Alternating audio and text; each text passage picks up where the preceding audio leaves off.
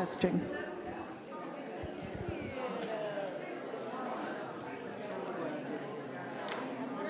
I'm going to have you go get mic'd up. Brittany and the person with the headphones. Brittany, go get her mic'd up.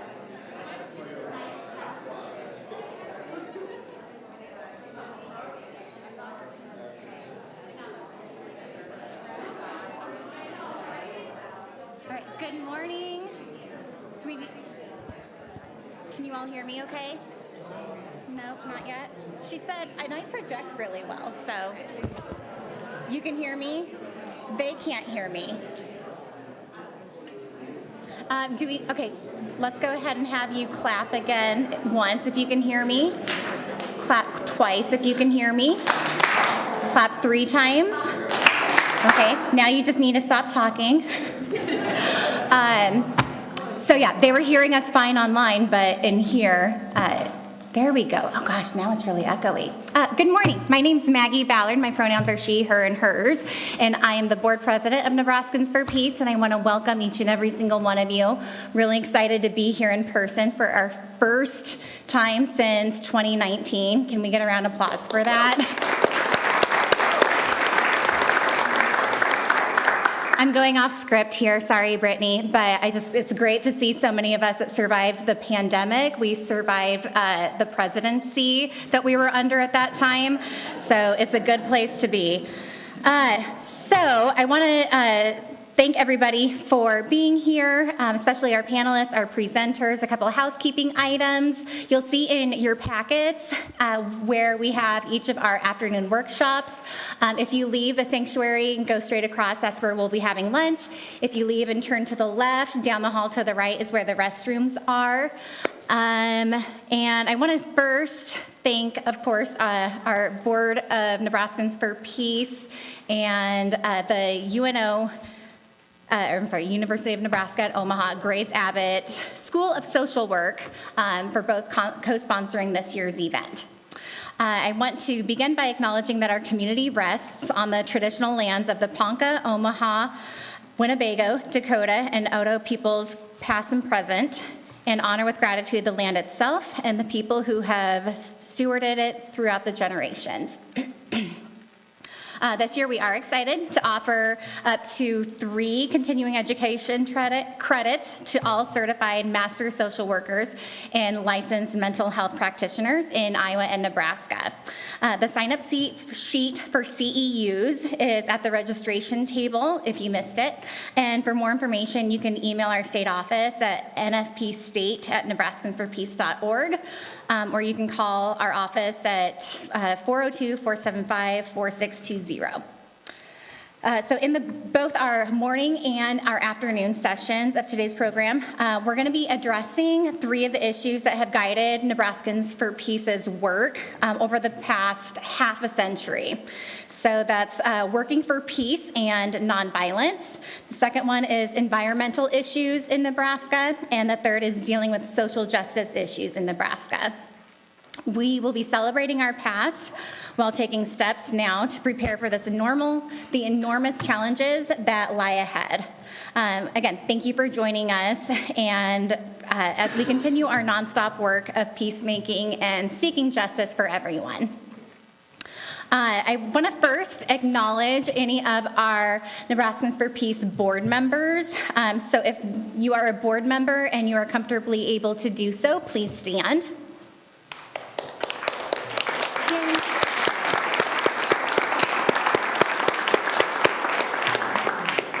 All right. Then if you are a staff member, got Brittany and Susan, they're already standing. They're going to be doing that a lot today.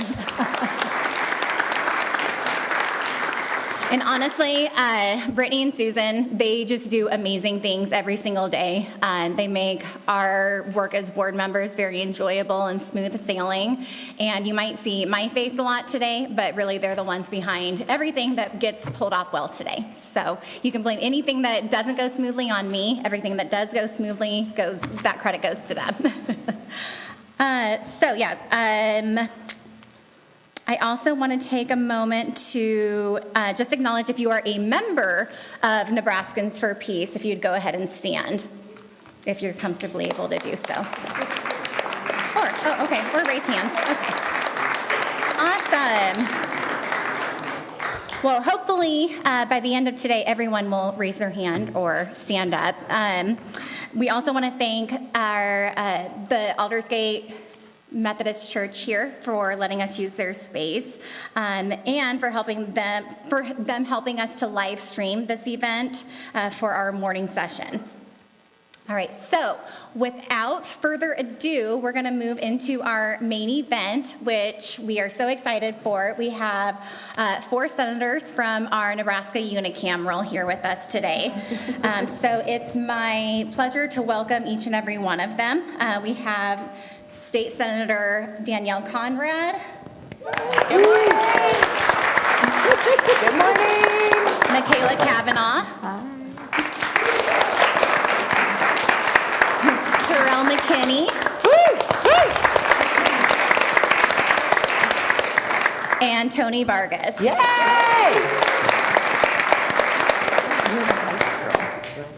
So Senator Michaela Cavanaugh was elected to the Nebraska legislature in 2018, and she was re-elected in 2022. She holds a master's degree in public administration. Senator Cavanaugh has nearly 20 years' experience in community engagement and public affairs.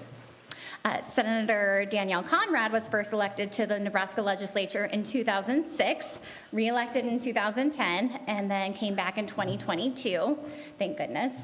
Senator Conrad is a graduate of the Nebraska College of Law and served as the executive director of the ACLU from 2014 to 2022. Senator Terrell McKinney was elected to the Nebraska legislature in 2020. Prior to his time in the legislature, Senator McKinney worked as a community organizer, focusing on food security, Medicaid expansion, and other community initiatives. Senator McKinney is currently pursuing a law degree at Creighton School of Law.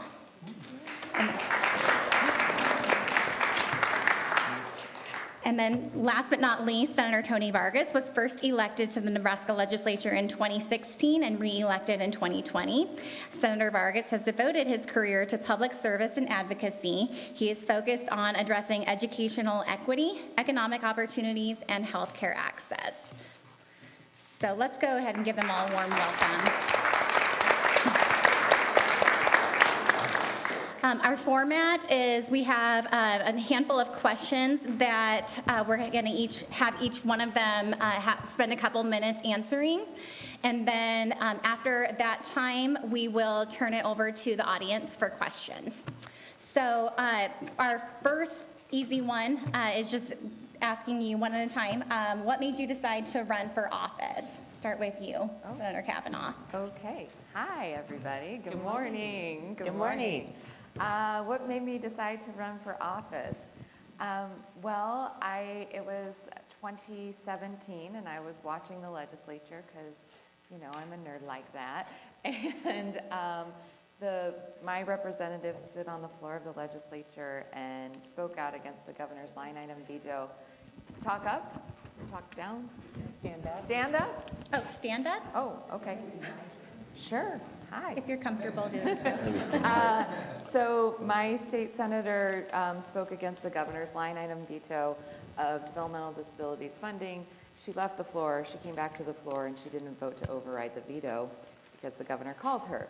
And I thought at that moment in time that the people of my district deserved better representation and should have somebody that is going to stand up for the most vulnerable people in our state, and that starts with people with developmental and intellectual disabilities, and that was really what led me to run. But what I was really passionate about policy-wise was getting paid family medical leave, which I'm skipping to the last question. Paid family medical leave has always been a passion of mine, and it is a bill that I've introduced over and over again, and you will be seeing me working on that in 2024.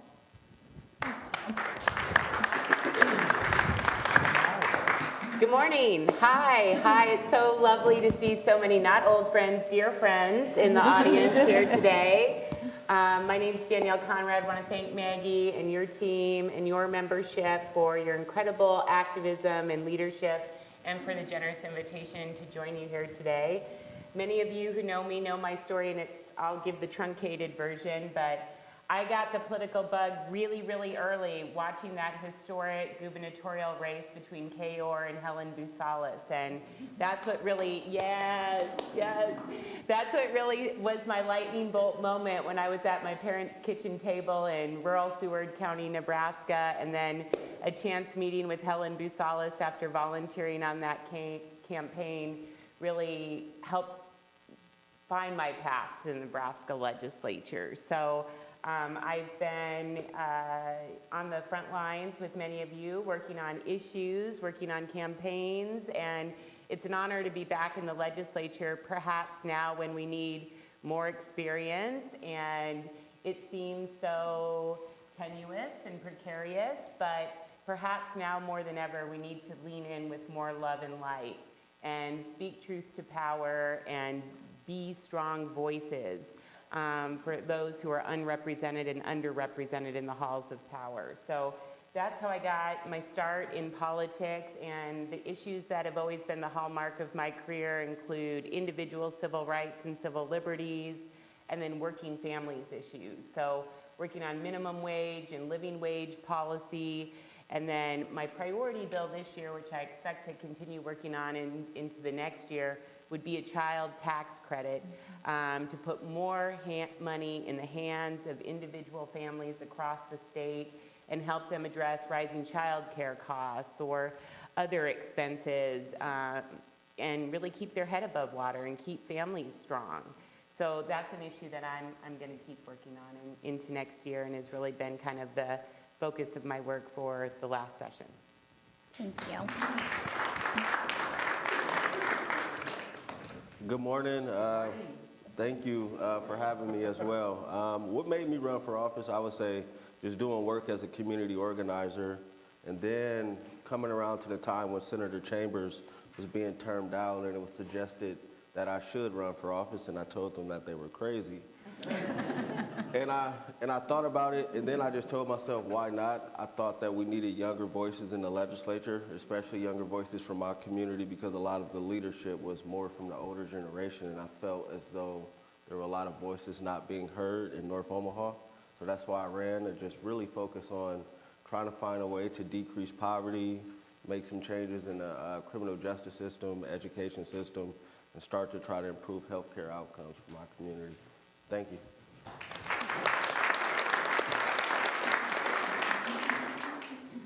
So I decided to run for a few reasons. One, so actually my mother is in town right now, and she's a big reason, my whole family, they're a big reason why I got into politics, and why I ran for the first time is largely because they believed that, well, they didn't really care about politics, they didn't really care about Democrats or Republicans, and they mostly cared about how do you take care of your family. My mom is one of 10.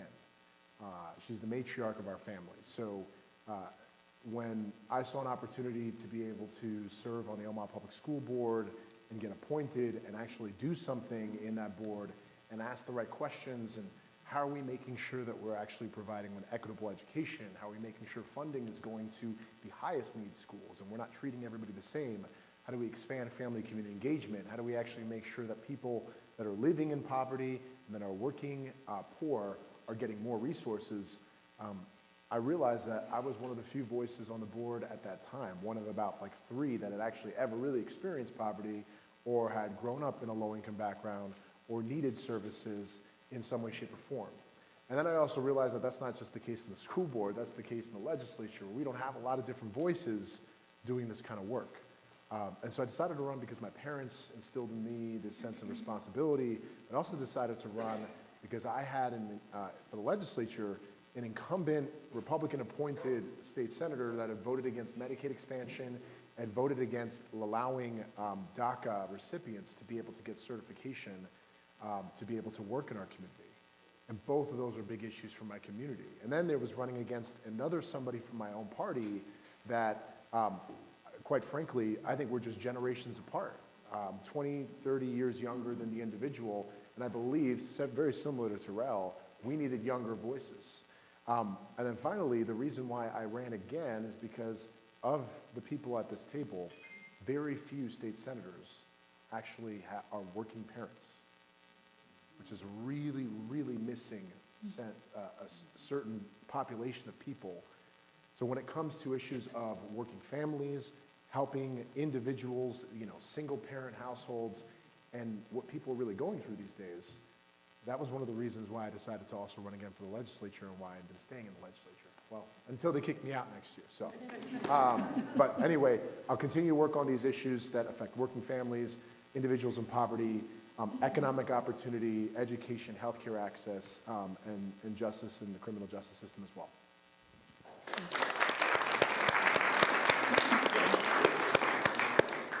So you all kind of touched on my first question. We'll come back to that. I first feel like maybe I should give a little background about why we felt like it was so important to have these 4 senators come and speak at our peace conference today. One, we had what I would call a terrible, terrible legislative session in 2023. If you received the Nebraska report, you saw kind of my write-up of that.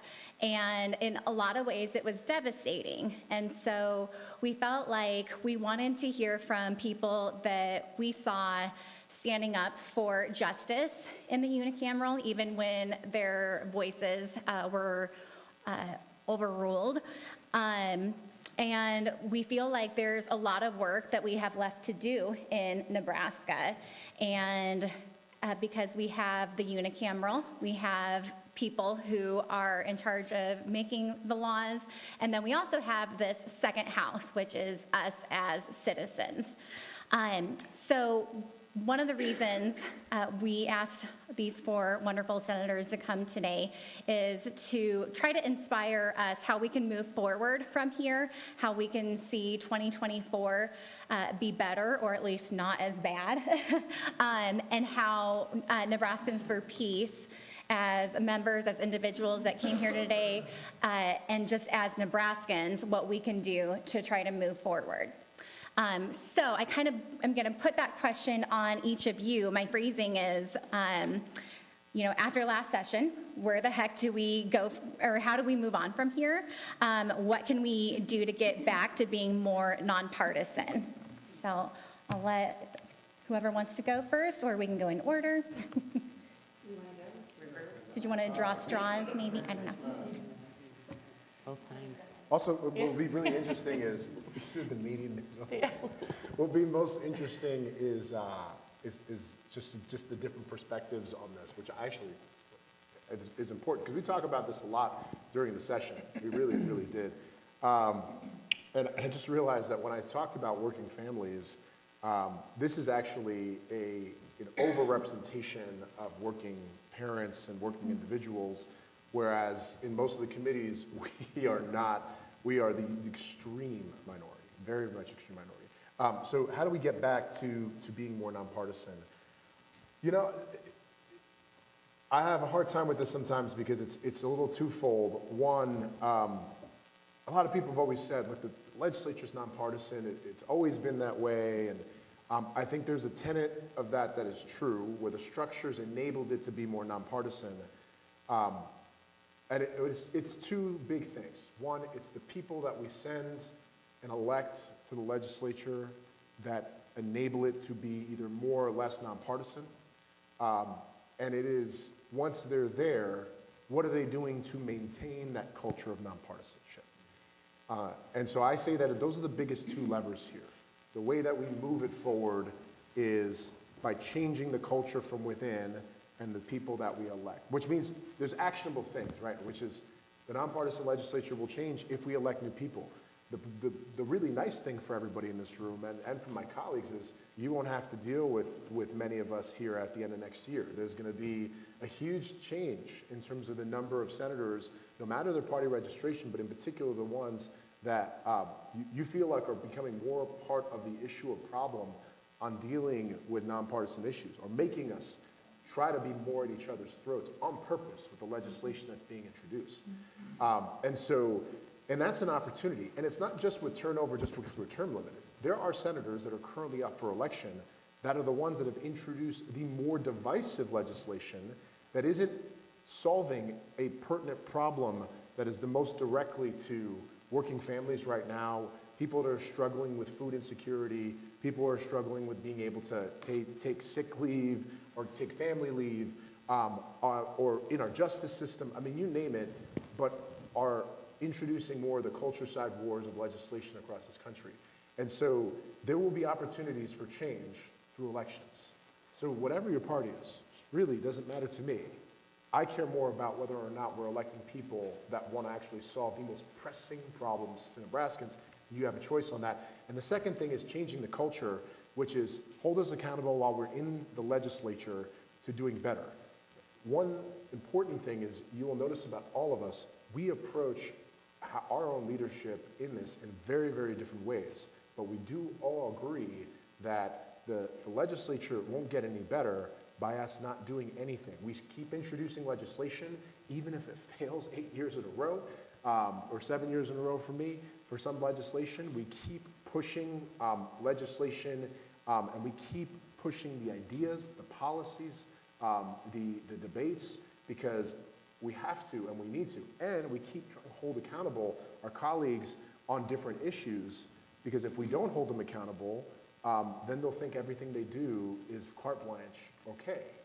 And so your help with that accountability, both in the positive and negative, is extremely, extremely helpful and will help us make that change here in next year and in the years where I won't be there anymore. So those are the two things. Thank you.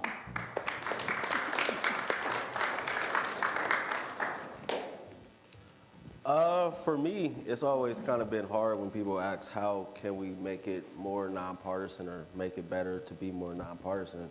Because when I think about it, I think about my community, and I think has the legislature being nonpartisan in the past worked for my community?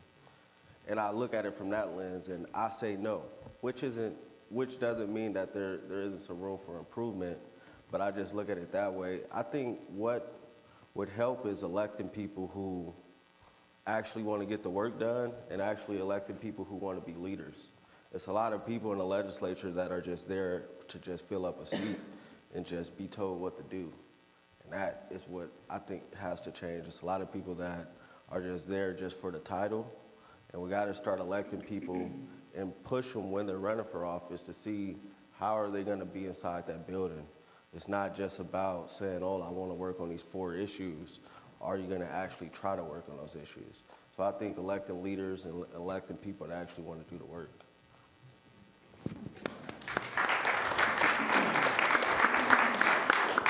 Maggie, this is such a hard panel to moderate because we're all such seasoned filibusters here. So I'm really impressed that everybody's like staying on target and task. But 2.5 minutes apiece, please. 2.5 minutes, really quick, lightning round. Okay.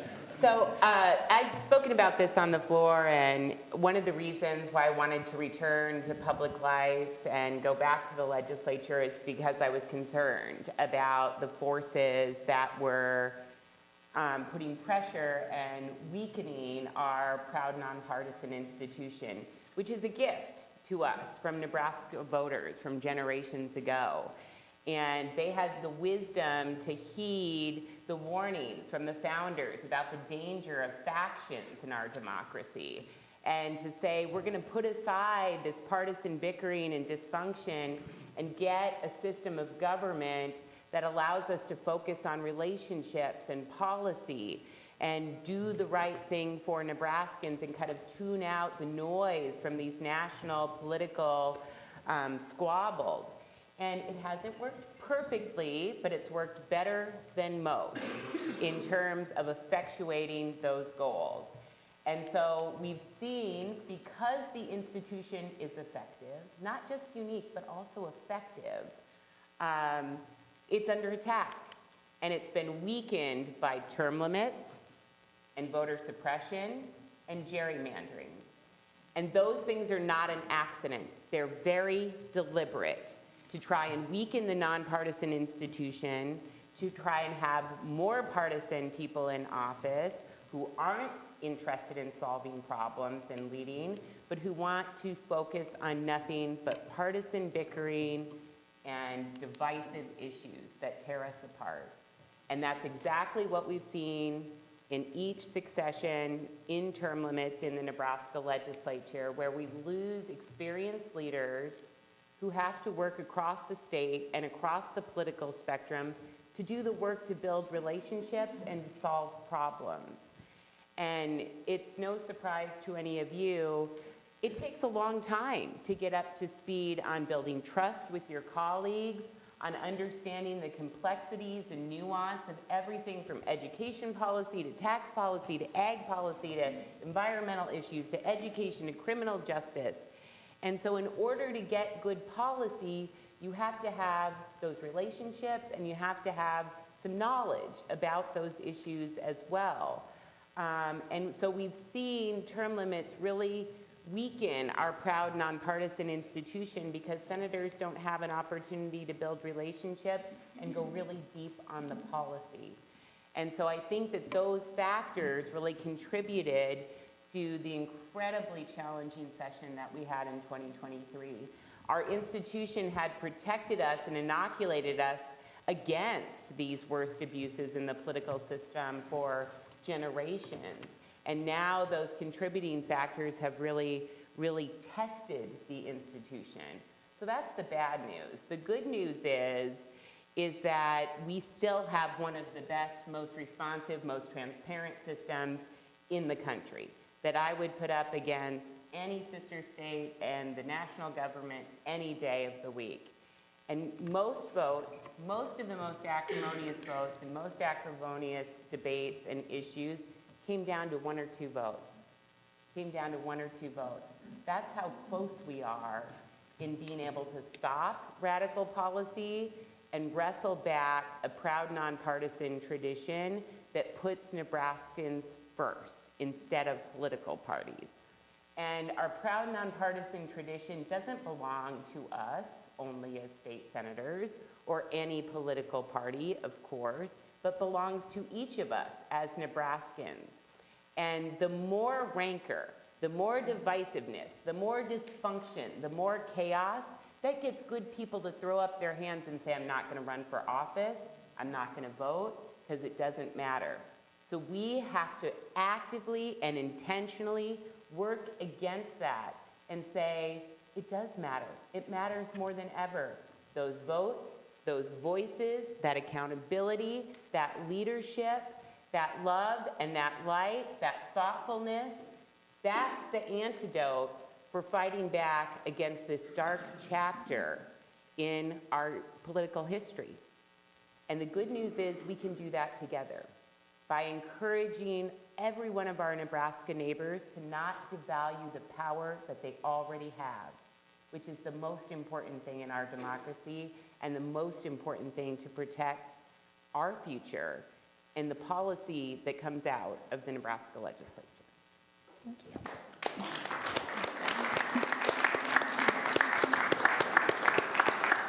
And since Michaela's strategy of burning the session to the ground didn't work, I'm curious what your strategy is for next session. Didn't it though? We got some good things. Really good things. Yes. We got Senator Vargas's priority bill that had other good things in it.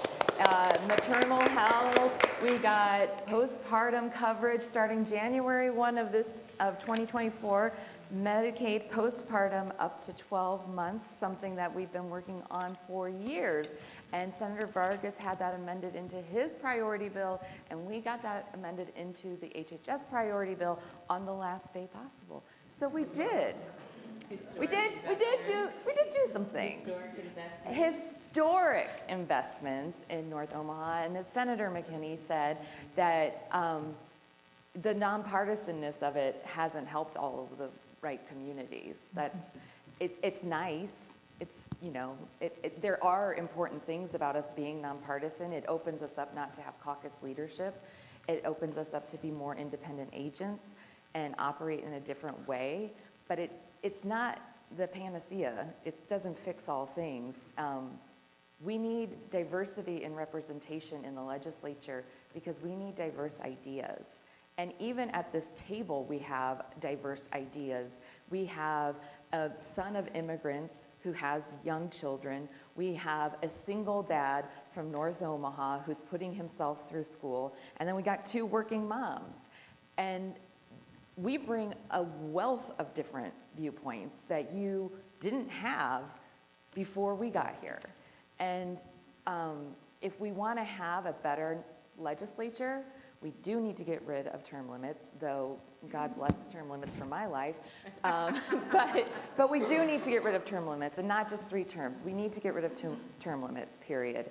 The institutional knowledge has gone away, and that is what has caused the discord in the behavior within the body. But also, we have given an insurmountable amount of power to money, to the lobby, and to the governor in term limits.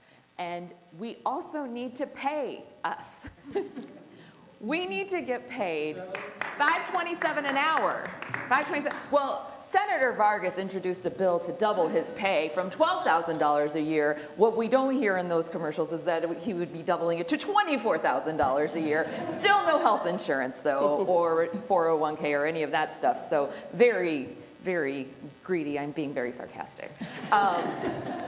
So we need to increase pay, and we need to get rid of term limits, and we need to recognize what is happening. We have an assault on our democracy in Nebraska right now. We have an activist attorney general. We have a billionaire governor who can say literally whatever he wants about whoever he wants. And that is so inappropriate. Calling parents, saying that they have been influenced by Lucifer because of how they treat their children, dismissing the media because of where they were born. It runs the gamut. And we have to stand up and say, these things are not okay. So a nonpartisan legislature is great. It's a nice to have. What we need to have is everyone collectively saying, we are better and we can do better. So there you go.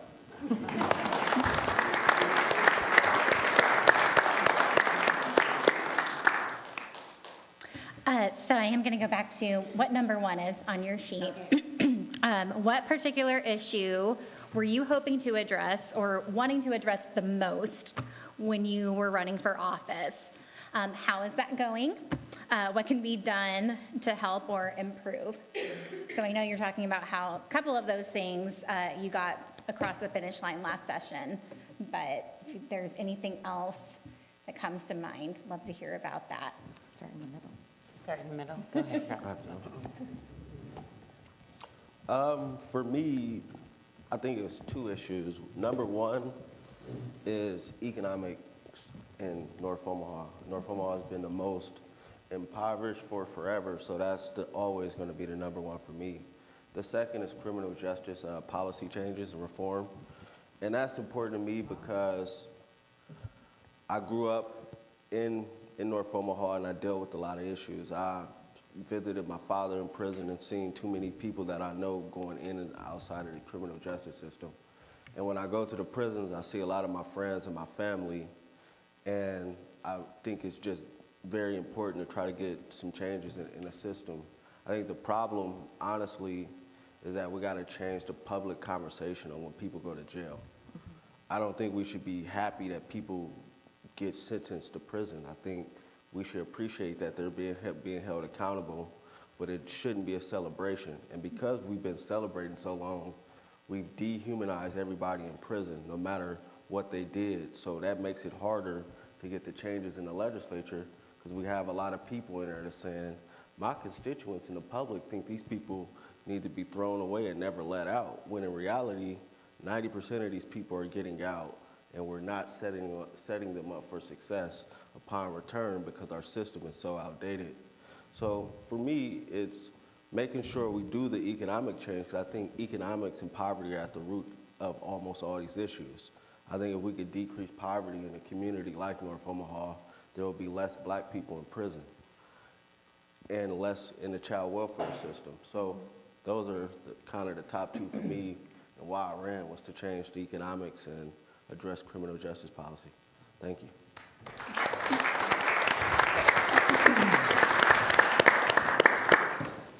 So in terms of particular issues, everybody has been talking about this, and it's well established, whether you talk to the business community or families or teachers or academics. The number one issue in Nebraska is workforce challenges that we have for working families and for employers as well, both large and small. So recognizing that that's actually an area where we can and should be able to find a lot of common ground with people, how do we take that up? How do we address that? So you look at the solutions that are attendant there too. Housing, child care, job training, and education. And those are issues that we can and should be able to find a lot of common ground on. So this is, again, goes to perspective. But I remember when I was in the legislature the last go around, and we had our daughter during my second term in the legislature, and then quickly had to understand how expensive it is to access childcare, particularly for an infant. And I remember talking to my parents about it, and my dad said something to the effect of, well, I heard that childcare costs as much as it does to send a kid to college. And I was like, I wish, that would be great. It's actually much more expensive than that. And you don't get a student loan to help you out. And then trying to start to work on child care policy during that time and carry that forward. And one thing that I love about working on child care policy is that it has absolute intersections with reproductive justice. It has absolute intersections with economic development and workforce challenges. It's absolutely connected to economic justice and helping working families succeed. The better options that we have for early interventions and great child care takes pressure off of families and helps kids get a good start so that they're successful in school and in life. So this is an issue that's near and dear to my heart, literally, as a working mom. But something that I think we have made some strides on. And I think Senator Kavanaugh touched upon it well. There were definitely a lot of headlines about really tough issues where we fell short in the legislature that would have been unimaginable just a few years ago in Nebraska, right? But there were also a lot of untold stories that made a positive difference. And despite that really charged political climate, we had an opportunity to help deliver and make a difference against all odds. So Senator DeBoer's bill to expand and maintain the child care subsidy for over 10,000 working families in Nebraska. Senator Day's bill to extend SNAP benefits and address food insecurity for over 10,000 working Nebraskans. Senator Vargas's bill to expand postpartum care with Senator Wishart. On Medicaid, the list goes on and on and on. There's actually quite a few accomplishments in that regard. And that's on us for not doing a better job of telling those stories and getting that message out to Nebraskans. But I think child care is going to continue to be a top issue. It's an issue we should be talking about. It's an issue we can win upon. And it's an issue that cuts across the political spectrum and hits every single legislative district across the state. So that's an issue that I'm really excited to keep focused on. Thank you.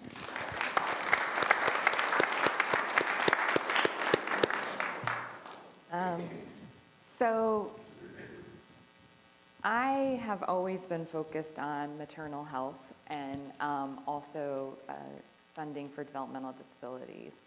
And last year, in 2022, my priority bill, LB 376, created a family support waiver that gives, allows families that otherwise wouldn't qualify for Medicaid for their child, they get access to Medicaid for their child and $10,000 a year stipend to use for services while they are on the wait list for the DD waiver. And that helped over 800 families. And that was really, for me, a great achievement in what I set out to do when I first got elected, which was to increase funding and increase supports for vulnerable populations.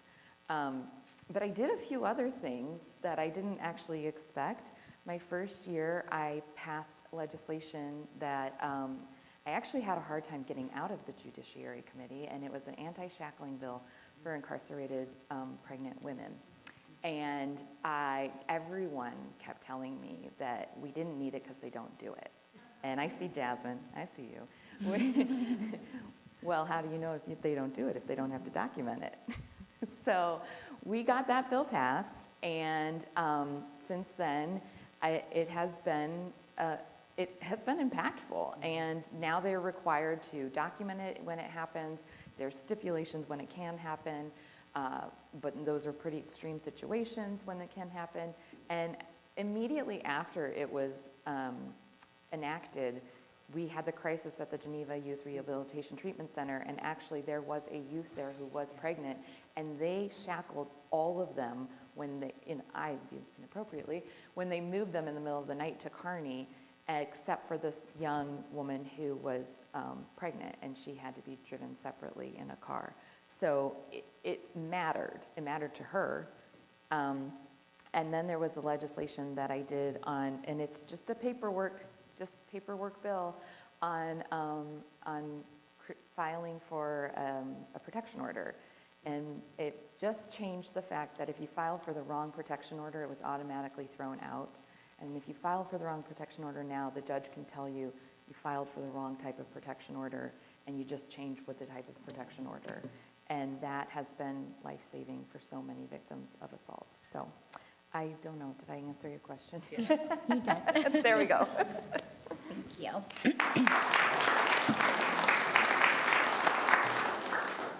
I love how we're all standing behind our chairs. Okay, so there's been a lot of legislation that you've heard that made me reflect on a lot of different pieces of legislation that passed. Rather than go through some of the different ones, it's sort of similar to Terrell, when I first got in the legislature, I really wanted to focus on economic development, and it's such a wonky word. My best explanation is my parents had nothing when they came to this country. They worked all the time, and just to be able to sacrifice for me and my brothers, which enabled us to go to a public school, enabled us to go to a higher education and get a college degree, enabled to become a teacher. It enabled all these amazing things, but there was like pieces of what they had. They had a good job. Their job had benefits. The benefits allowed them to actually save for their future and then provide protections for themselves. Their job had wages that were increasing over time. There were protections in place for them. We had a school system that was funded. We had higher education that was more affordable. And they had a house. They were able to own it, not just rent it, own it, equity. I mean, all these things I realized are barriers for families. So oftentimes, I take a step back a lot when I look at the legislation I introduce, because I'm always trying to take a step back on, is it making it easier for the middle class to actually be middle class? Because it's really hard right now. I don't care what anybody says. Low unemployment doesn't matter if we're top 5 states across the country where people are working 2 or more jobs still living in poverty. It doesn't matter. When you're actually talking to people working 40 or more hours and are working 2 or more jobs and are still on SNAP or on Medicaid, that's a problem.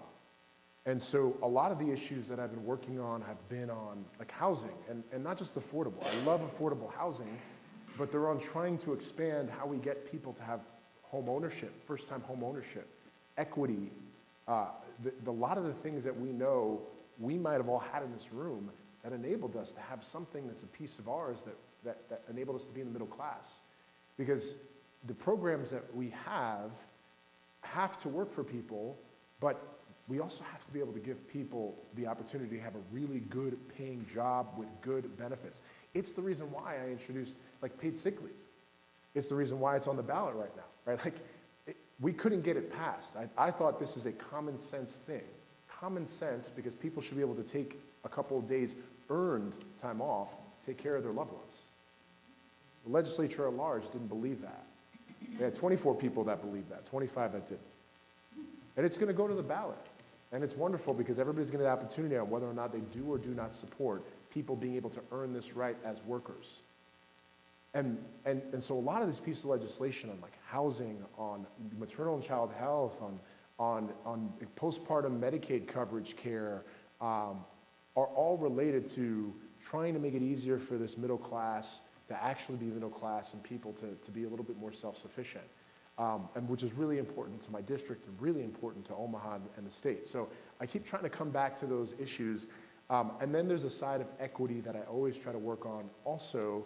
And a good example is on solitary confinement that we worked on years ago. But here's my little caveat to this, because Senator Kavanaugh mentioned this, which is we pass bills with the right intention and then they pass. We need to hold those bills and the people accountable to still do them. Solitary confinement is still happening, and they're using these loopholes to try to keep people in solitary confinement with mental illness right now. We still have to keep a watchful eye, which the term limits thing. That makes it really difficult for us to keep a watchful eye on what is and is not happening with our legislation to hold the system accountable to actually abiding by these rules and these laws. So those are the things I work on. Thank you. Okay, keeping in mind that we have 3 more questions I'd like to get through in about 10 minutes before I'm supposed to turn it over to questions. We'll give it 20 maybe. Is it actually possible for a legislator to change their mind on an issue? If so, tell us about a time that you changed your opinion on a bill or on an issue, and what contributed to your change of heart or your change of mind. Who wants to go first? I guess I'll stand. Yes, it's possible, and surprisingly, I have changed my mind on issues. I can't think of specific things because they were probably very technical, and somebody had to walk me through it. But no, I've changed my mind on issues. I've had people come to me, and I was like, no, I don't like that. But part of it is that the negotiation of it, that it changed. The bill itself changed, that the person who introduced it went around and talked to the people this is a novel idea. Talk to the people who oppose you, find out what their opposition is, and see if you can address it. And oftentimes, you will come up with something better. I know, it's crazy. So when that happens, that's usually where you see the mind changing. And when you are unwilling to listen to dissenting voices is when you yourself are a brick wall. So I guess I was a brick wall on 2 bills this year. I wasn't going to change my mind, but Let's give a round of applause for that. but normally I'm a brick wall that you can remove the bricks around a little bit, just not on those 2. So yeah, yes, you can. Thank you. Short and sweet. Yeah, we could maybe make up some ground here. Yeah, I think it is possible for legislators to change their mind, particularly as we have a lot of new faces and voices and leaders in the body. When we start talking about things like TANF Rainy Day Fund and aid to dependent children, they're like, what are those programs? They don't. So we have, in some ways, an opportunity kind of starting with a clean slate to educate our colleagues about issues that weren't on their radar screen in their personal life or on the campaign trail. I think that on a lot of the perhaps most hot button issues is probably where you see the least amount of leeway or change, not always, but generally. But remember, there's 800 bills before the legislature every year that impact a lot of people in this state. And there is absolutely a lot of room for compromise, consensus, negotiation, and how do we move the needle through data and through personal stories. When those 2 pieces come together to help make the case about why we need to enact that policy change, that's how you change the hearts and minds of the folks that have the ability to hit the light, green or red. Thank you. I would agree that it's possible as well. I think a lot of the times you might not be super aware of a bill because of committees and things like that. And when they get to the floor, you haven't read it sometimes. And you're like, I don't know about this bill. Then hopefully the introducer comes around and talks to you, or somebody walks around and try to give you some better understanding of the bill. So yeah, I think it's possible. Like Senator Conrad said, it's tougher on those polarizing issues. It's harder for people to move just in general, but most bills, there's a lot of compromising going on throughout the process. It's just those tough ones where you don't see the most change or people moving. Thank you. Yeah. So yes, it's possible. I'll answer a different question, which is, it's possible because of the work that we do and the relationships we have, and it's also possible because of you all. I've had a lot of off-the-mic conversations with senators that say, well, I got like a lot of emails, and I'm like, well, how many emails did you get about this bill that they're against? I got like 5 emails, and I'm like, I'm sorry, what? You got 5 emails about this bill, and so this is the reason why you're firmly against it. And they're like, well, they're my constituents, like actual constituents. And I'm like, well, that just goes to show you, every time you're like, is my email going to matter for my specific, state senator on an issue that may not be a hot button issue, but still is an issue, it is. And when you don't send that email, sort of that bystander effect, it really does matter. So lesson is, please continue to use your voice. Use it in writing, use it in voicemails, get like a correspondence. Everything is tallied and is fairly, each office holds it accountable, and that's gonna matter a lot for changing people's minds. Thank you for that. Makes me not have to spend as much time on my soapbox about contacting your legislators, being involved, being that second house, because especially in Nebraska, like you said, 5 emails, 10 phone calls, that's not very much. That's not very much time that we have to put in to changing minds and hearts and votes. So keep that in mind. All right, so going against my own rules here, kind of getting off track. Let's see, I have a couple more left.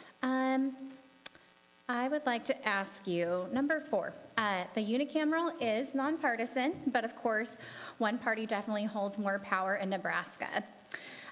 What can people in the minority do so that they are not always playing defense? I know that's what, as our Social Justice Committee and all of our committees in Nebraskans for Peace, as we are monitoring legislation and we're trying to educate people about things, so much of our time is spent on don't vote for this, not, hey, let's do something great to have everybody be able to vote by mail, or things that we would really like to see are utopian. So is there anything, any strategies or suggestions, anything that can be done to make bigger changes that aren't always based on playing defense? Vote, she says, yes. Yeah, like you all vote. Yeah. And then get everybody else to vote. Yeah, like I assume you all vote, but I mean. Never assume. I If not, know. please I'm see just me saying- afterwards. Actually, I agree with that. I assume you all vote. However, nobody's calling anybody out. In pretty much every room, 30% of people don't vote, statistically. So it's talking to your friends, making sure that they are informed voters and are voting for every single person up and down the ballot, especially legislators, because people usually don't know as much about them. And school board, and yes, everything down the line, yes. I would say be strategic and make sure you're organizing, especially if you want something to get passed. It's not enough to just say, hey, Senator McKinney, will you introduce this bill? Are you going to make sure that there's people there to testify and talk to other senators to educate them on why this bill is important? So I would say be strategic, be bold about what you want to do. Yes. I think sometimes people feel as though, oh, the unicameral is slanted this way, why should we introduce some things? I think that's why you should be the most boldest.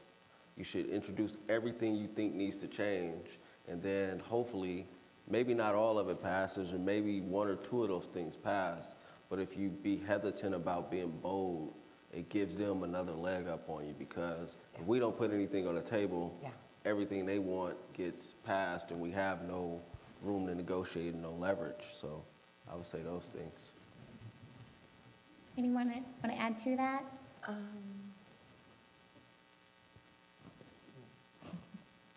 You know, one thing I'll just add, I agree with what everybody said here. I was talking to a very sophisticated observer of the legislature recently, And they said something to the effect of, Danielle, it's not the same body that you once served in. It's not the same legislature that we all love and care about. So we need to basically write it off because it's gone. And I think that's so cynical and so dangerous. And look no farther than the most recent report from Common Cause Nebraska, which showed moneyed interest spent over $22 million to influence 49 of us last year. They know it matters. They know it matters, and they're investing heavily.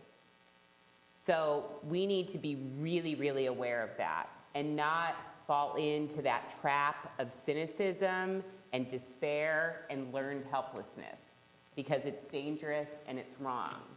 Now, yeah, we're gonna lose some. We're gonna lose some hard ones along the way.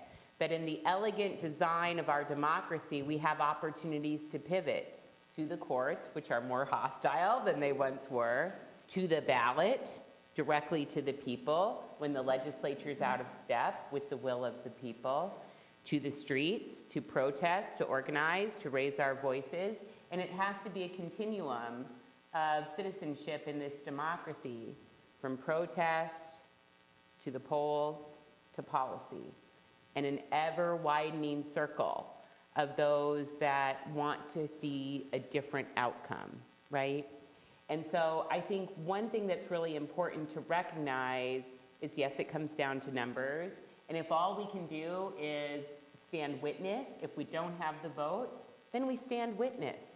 We let Nebraskans know that their legislature doesn't speak with one voice. We build a record for the future. We build a record for litigation. We hold our colleagues accountable. And then we try and hold on until the pendulum swings back to us, until we get one more reliable vote to stand up for human rights. It's a different ballgame when you have one more vote in the legislature. So I think the other thing that's important for us in this precarious time, we can't decry partisanship and double down on partisanship. We have to work harder to reach across the spectrum, to reach across the aisle, and find common ground issues to work with our colleagues on, to build trust, to show credibility, to model leadership in a nonpartisan body. So whether that's the critical battles around institutional rules, whether that's working with unlikely allies on issues, whether it's showing up at their events, learning about their projects, learning about what's important to their district, that's how you build that reciprocal trust and model leadership for protecting the rules, for finding unlikely allies on key issues that you're working on. Because that still is possible and it still exists. And I know you have a question on here, Maggie, but you know, when I came into the body the first time, a very seasoned senator told me, find something to work with every single one of your colleagues on. It can be a little bill or it can be a big bill. Find one thing that you can start a conversation on and then build from there. And it's gonna help you to find more common ground to work on, or it's gonna help you to stay in relationship when you can't find common ground. And I really took that to heart and have tried to model that as I've returned to the legislature. So, for example, Senator Joni Albright, she and I disagree on a lot of issues. A lot of issues. What? A lot of issues. But she's awesome on open government and has put forward really important bills on open meetings laws to open up more voices at all levels of government. That's awesome. I was a proud and quick co-sponsor of that legislation, and I hope we can finally get some movement on it. You may remember Senator Bill Kittner. He had very different ideas from me about a lot of different issues. He was awesome on making improvements and investments to protect the People's House and the state capitol renovations. He was really cool on some civil rights issues in terms of mass surveillance. Like, we don't have the luxury to write anyone off when the margins are so small, and we should never do that as people.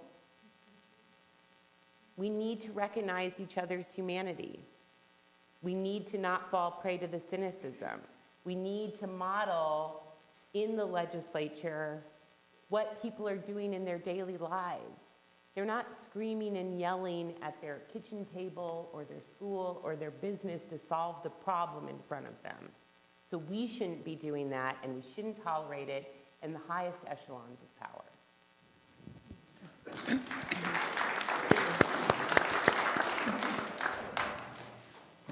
All right, so before we move to questions from the audience, tell us about a time, Danielle kind of already did, about a time that you worked with someone that you thought would be unlikely to work with you on an issue. Steve Erdman, love story, epic dad. It's an epic story. Epic story, yeah. I don't know if they would actually want me to tell you.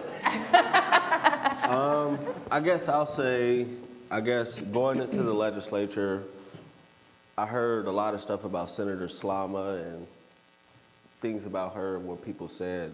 But my first year, she actually co-sponsored one of the first bills I got passed, which was to require financial literacy in our schools, which was big as well. Then we partnered again to require computer science and technology in our schools. So, and my strategy with that was, you know, me and her probably disagree on a lot of things, but if we could find some common ground to get something passed, we don't even need to talk about those things at that time. And I think that's what we have to do in the legislature is acknowledge that there are some tough conversations with some people in there, but if we could find some type of common ground to get something to get passed, I think you got to put that to the side as much as possible. It's not easy all the time, but if you can, I think that's very helpful, especially because technically we're in the minority, so we have to work across the aisle as much as possible.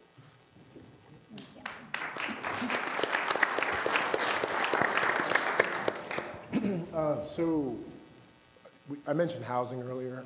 I'm still working on housing, and had an opportunity to work with Senator Lippincott in Appropriations Committee, who we are is far apart on like everything, and you've heard that in a lot of instances, but we really, really are. There have been many times he sits right next to me. Actually, what I always find really funny, I would say this to him, so this isn't anything that I couldn't share in the public. Senator Lippincott sits to the right of me. So to the right of Senator Lippincott is Senator Erdman, and to the left of him is me. And so one day he described, he was like, both of you are like on my shoulders, like telling me different things about different issues. So he'll like test out things he told me. He'll be like, I'll ask the same question of each of you to see what different response I get on a different issue in Appropriations Committee.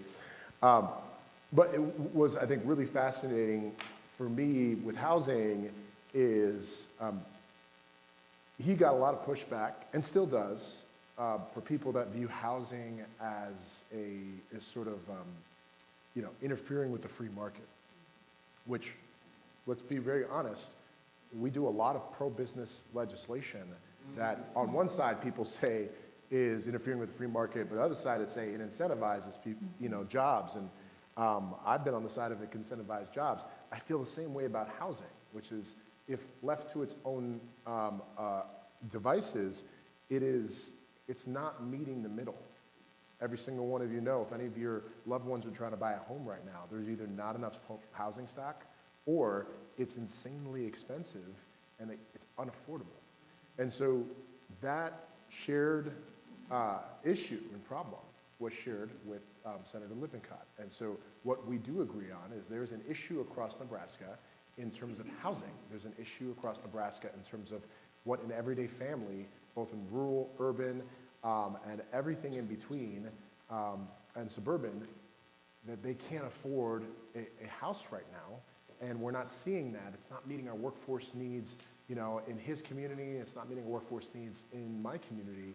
And so, you know, we rallied together to try to do as much as we can in committee, pushed out a bill, even overrode the governor in doing that, and we got close. We were within 5 votes of overriding the governor, It was one of the closest ones of the ones we were trying to override that weren't able to.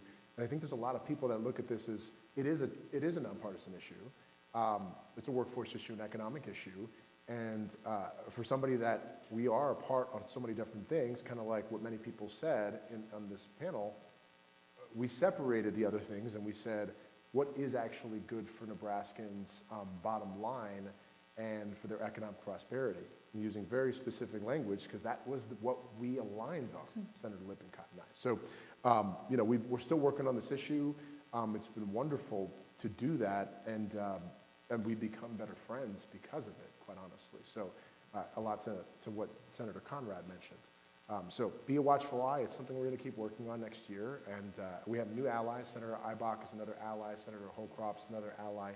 Senator Conrad's an ally on this too, has worked on this, and many others that are all across the aisle. So watchful eye. Thank you.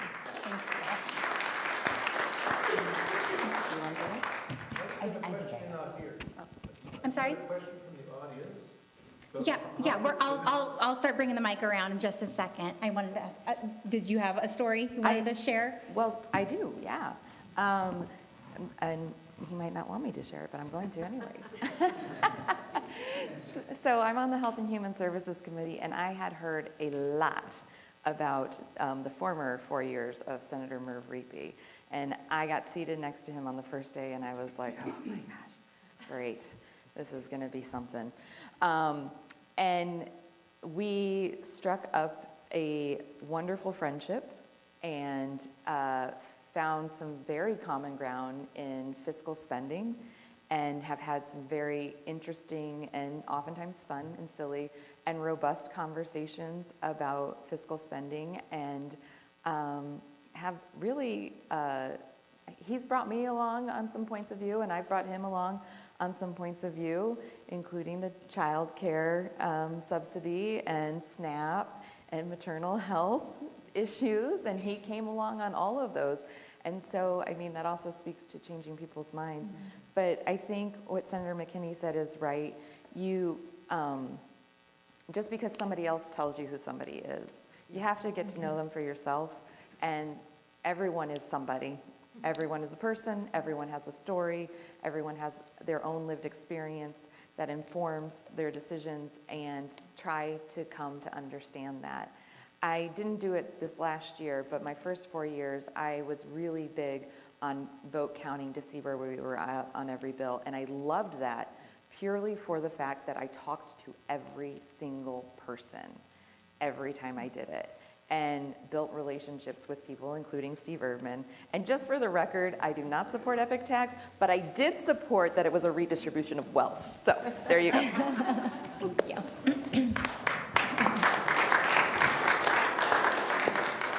So we are going to move into having questions from our audience. And so it might be geared towards all four of you, or if there's one particular we want to ask, we could do that. But I just want to put a disclaimer that Nebraskans for Peace, even though we have 4 people here who we really admired, of course, we're not all going to see eye to eye on every single topic. And so there might be questions. I have no idea. I don't know what's going to be asked. So just keep in mind, for us to really be a more peaceful state, a more peaceful world, we have to be able to listen to each other. And so I'm hoping that if nothing else, that's what we will get out of our discussion today. And I didn't get to ask you beforehand. Would you mind passing the microphone around, Brittany? So let's go ahead. Doug had a question. It is, yeah. Hi, thank you so much, folks. I appreciate your being here. My name is Doug Patterson. A lot of things I agree, and a lot of things I don't agree with of what you said. Let me clarify this. Politics is power, period. And there's 1,000 different kinds of politics. Politics is power. Our democracy is electoral politics. That's what we've been handed, which, from my point of view, is totally corrupt because of money, especially here. We have an electoral democracy. I suggest you think about, especially Tony, economic democracy. What does that mean? Well, I don't know, but I think those would be really good discussions if we want a real democracy. Or do we think that 35% of the wealth being owned by 1% and the next 35% being owned by the top 10%? 70% of the wealth of the United States hoarded in the hands of the very rich? Is that what we want? Real democracy. Today in D.C., there's a big demonstration. It's not electoral. That's street politics. And I have a lot of time for street politics. I don't particularly, Danielle, like the idea of workforce, because I think that is what it's going to, what we do then is we're going to be developing a workforce for the corporate state. And the corporate state are the ones who have all the money. And those are the ones who are financing everything. So workforce is, oh, we got to provide them with a certain kind of, stratified layer of workers that can work in the corporate state, especially don't ask questions. Finally, nonpartisan to me means non-principled.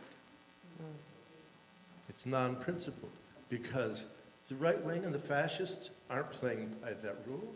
They're not going to. So I think all this has to do with concepts of democracy, but particularly economic democracy and genuine political democracy in the people's lives.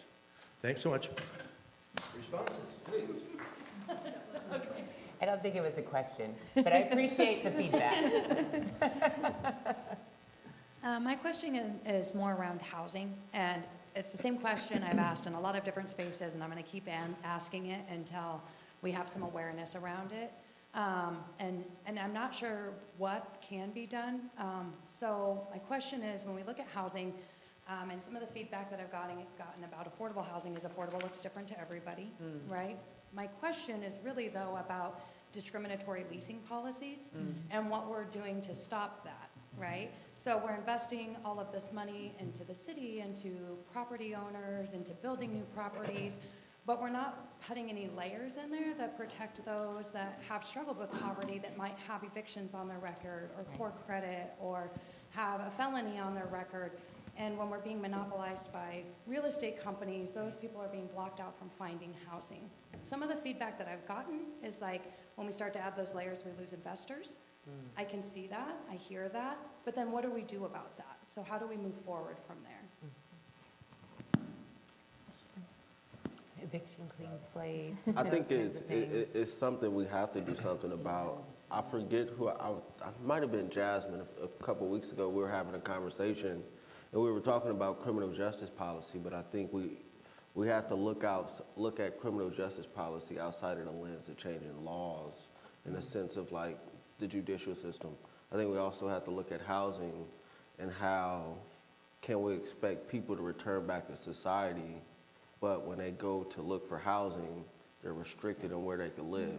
We have to change those policies if we ever want people to re-enter and not end up going back. Because if they only could go to a limited section of a city or a town, most likely that's a place where they probably don't want to be or shouldn't be as well.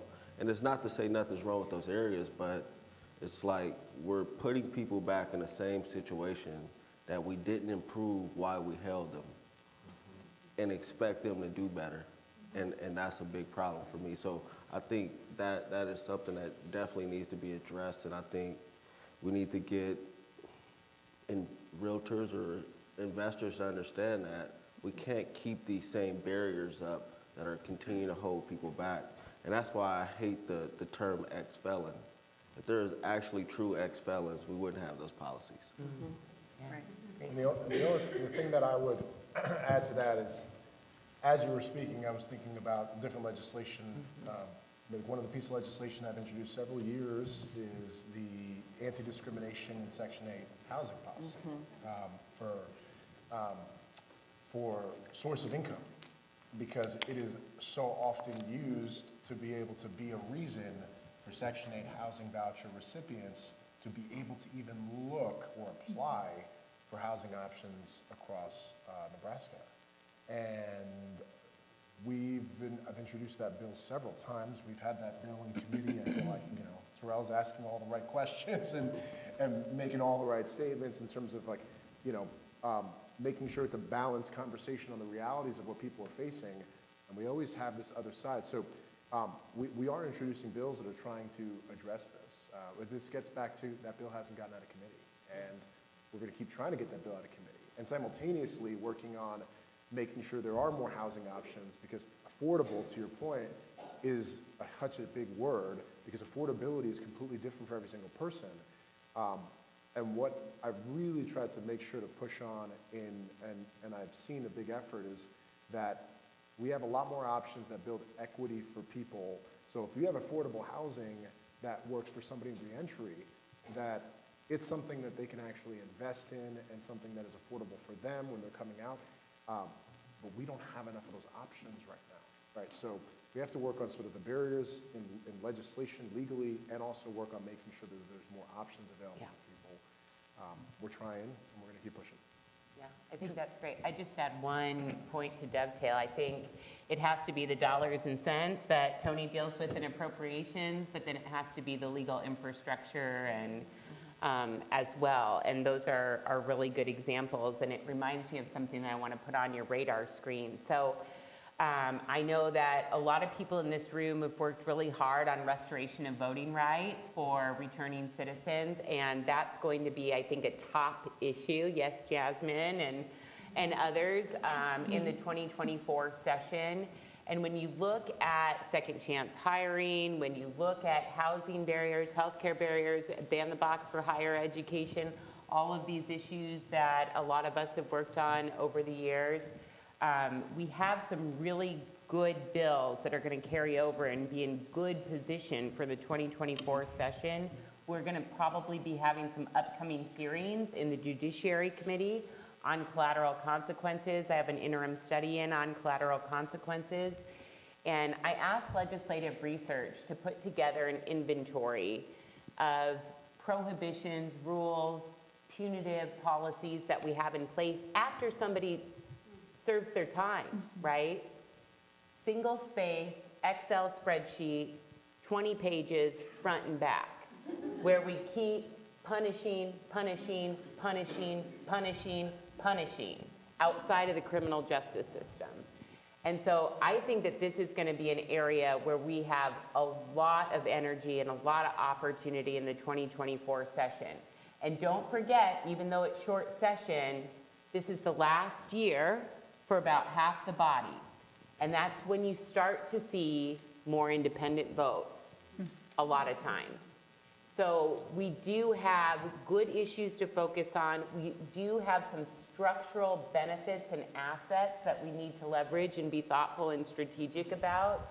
But collateral consequences, I think, is the next step in the criminal justice reform measures that Senator McKinney and Senator Wayne brought across the finish line this year, and that we can find a lot of support with our friends right of center on. I want to make you aware of a bill that will be reintroduced in January. This is it has passed in 35 states already. It's a bill that says that you cannot get a contract with the state of Nebraska unless you put in writing and certify that you will not boycott Israel during the length of that contract. So and I want to thank Senator Conrad, because last year she voted against it going out of committee in the Military Government Committee. So thank you. So it's less of a question, but what I would like you all, or whoever wants to, please educate this public about why this bill is against free speech and unconstitutional, and whatever is not,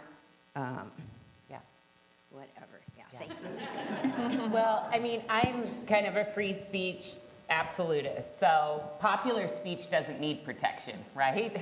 That's why we have the First Amendment, and those were my concerns about the measure. In utilizing the power of government to suppress unpopular viewpoints with their contracting principles. So I do think that issue probably With the heightened tensions and everything going on in the Middle East, we'll probably see some renewed vigor in the 2024 session, but it's definitely an issue that's complex, both in terms of the underlying content of the speech and the technical aspects around procurement and the First Amendment as well. So Brittany's going around with the mic. We have about 5 minutes left for questions. I see about 7 hands up for them. So if you would please make sure to make your question a question if you have discussion points. I think that's exactly what our lunchtime is for. So I'm hoping we can have more discussion at that time. But go ahead. My question's around targeted hate crimes. And right now there's an uptick the last few weeks of targeted hate crimes towards Jews because of what's going on in the Middle East, especially Lincoln and Omaha. Do you guys support a ceasefire at all of the Middle East to work out peace at all? Because the hate crimes have to stop. Yes, Yes. I do. Yeah.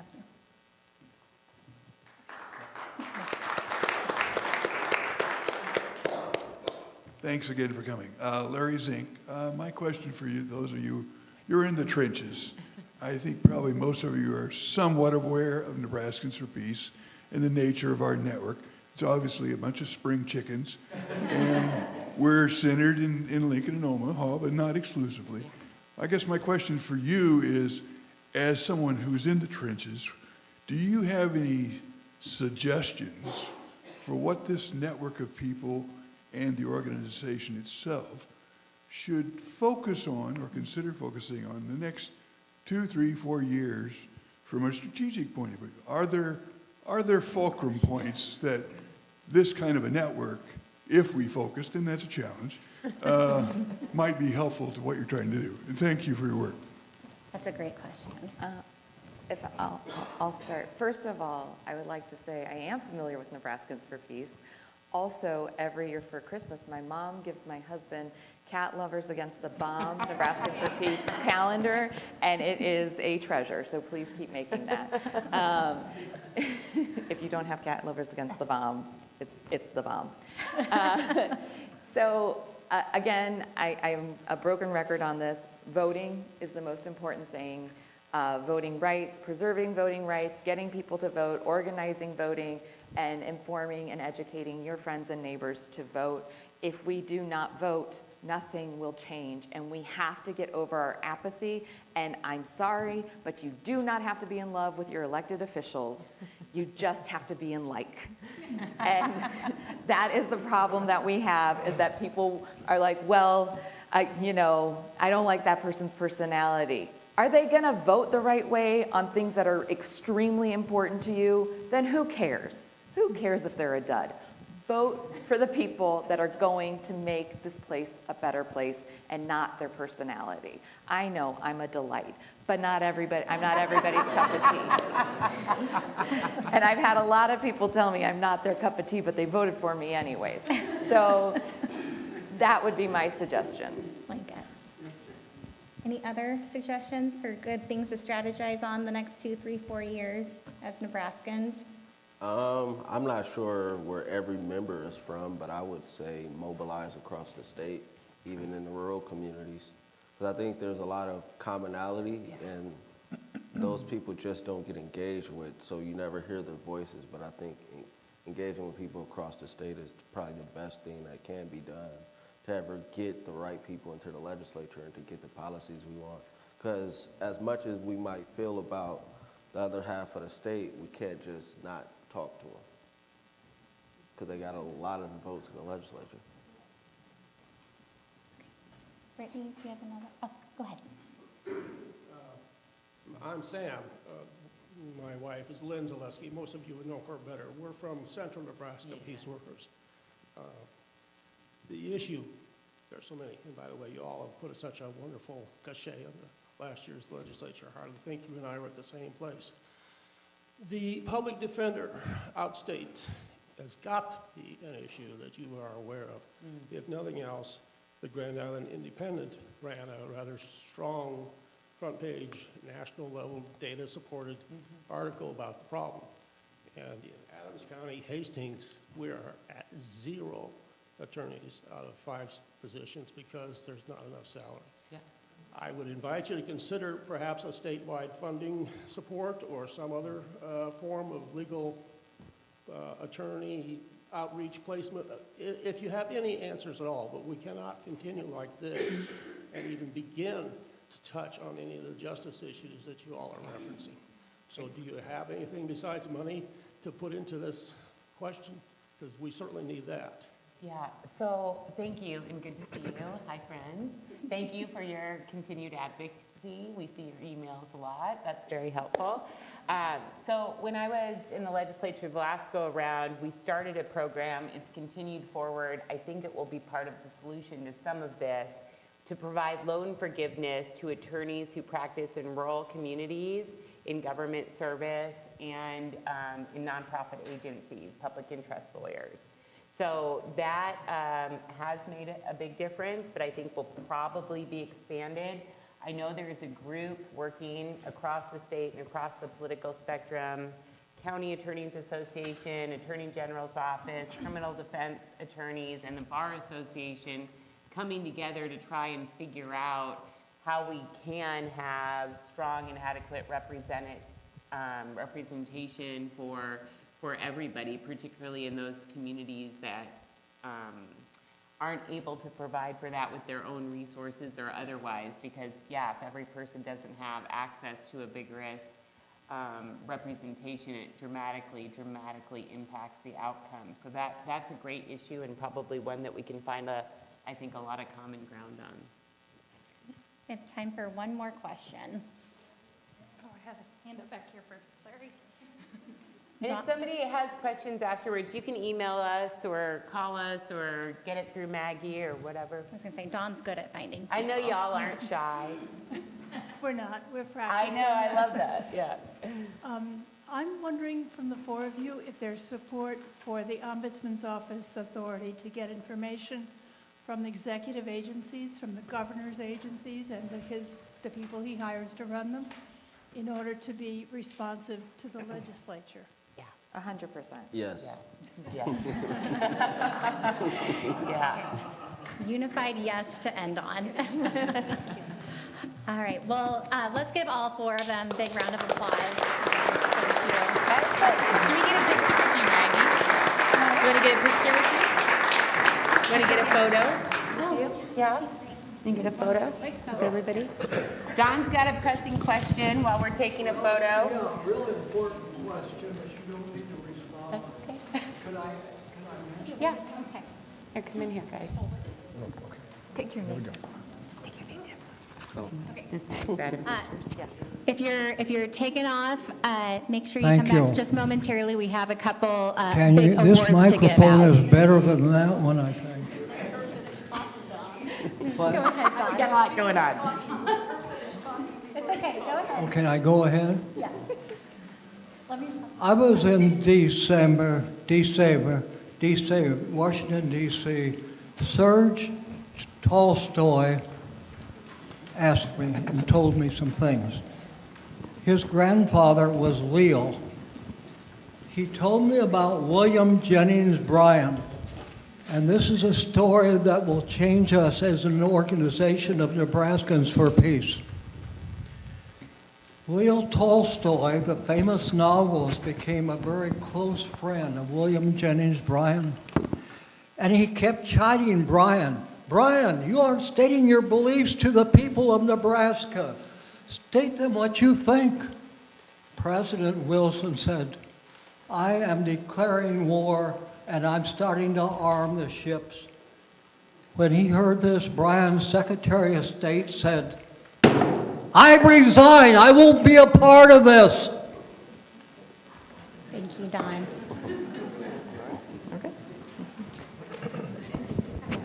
Yeah. Thank you, Maggie. Thank you. Thank you, friends.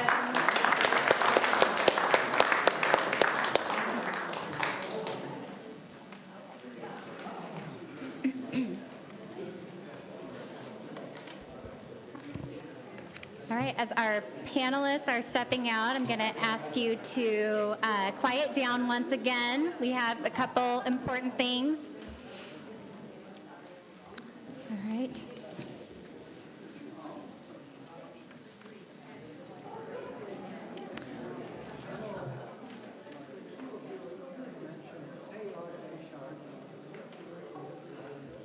Or maybe we'll give it another minute.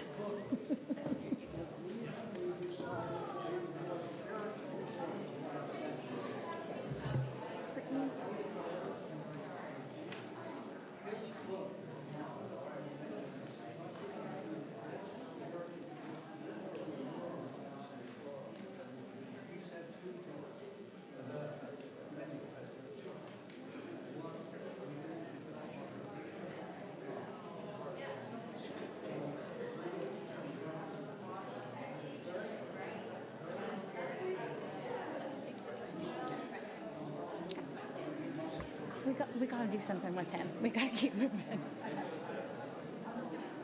Okay.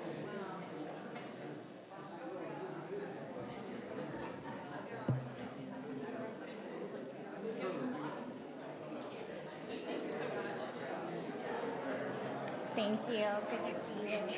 Thanks for putting up.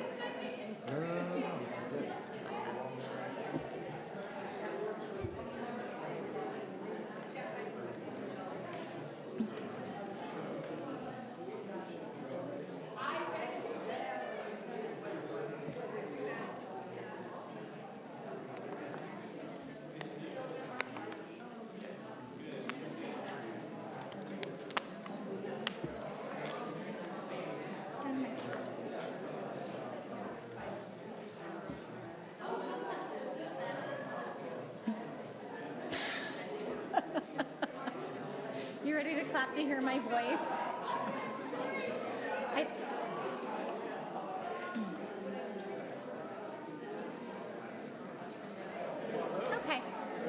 Okay. Okay. Then I'll have a seat. My feet are killing me.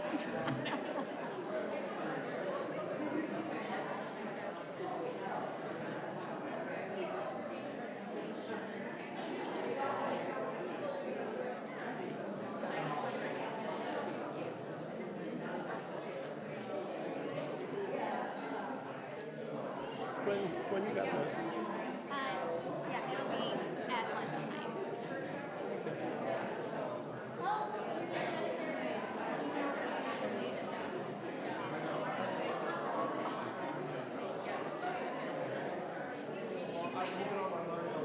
You said we go across the hall. It's in the dining room. And it's also, okay, I can't see that. It's fine, it's fine. You just go down the hall, and it's on the left. Yes. I'll look over there. Okay.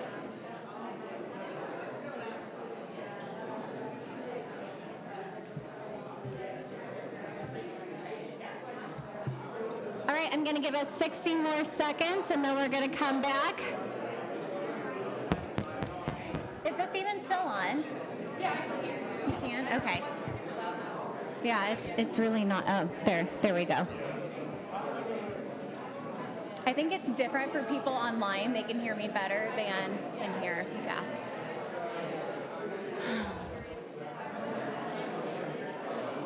All right, friends, about 30 more seconds. No, 30 more seconds. I know. Well, tell Nancy. Nancy, they can't hear me.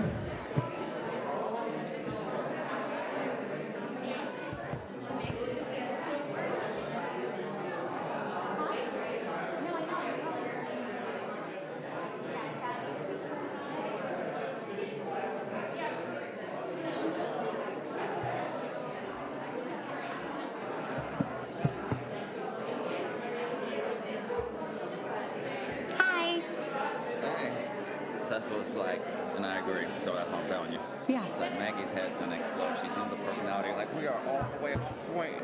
They keep stretching. I know. And I'm like, keep sitting, and people are like, okay, so I'm gonna go to the bathroom. Okay, we'll give that a try. Is this better? Not really. I think that maybe everybody shut up.